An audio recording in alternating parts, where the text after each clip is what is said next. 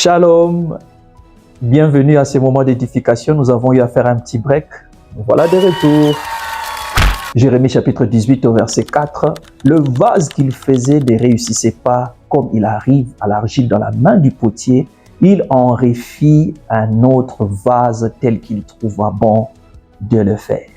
L'auteur de ce passage, c'est le prophète Jérémie. Jérémie en hébreu qui signifie élevé, élevé par Dieu.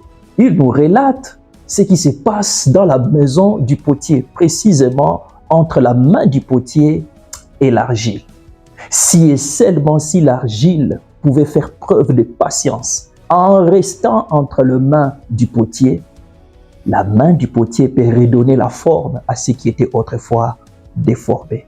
La main du potier peut encore rendre utile ce qui n'était devenu inutile autrefois. Et dans cet objectif de faire réussir ce qui était comme un échec, de rendre utile ce qui était inutile, dans Jean chapitre 2, versets 6 à 9, Jésus s'est permis d'aller chercher des vases de lavage de mains pour en faire des vases transporteurs des bons vins miraculeux.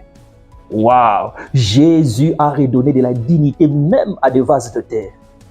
Quel est mon point? Quel est mon point? L'écart qui existe entre un vase à usage vil et un vase d'honneur, c'est votre détermination à rester dans la main du divin potier.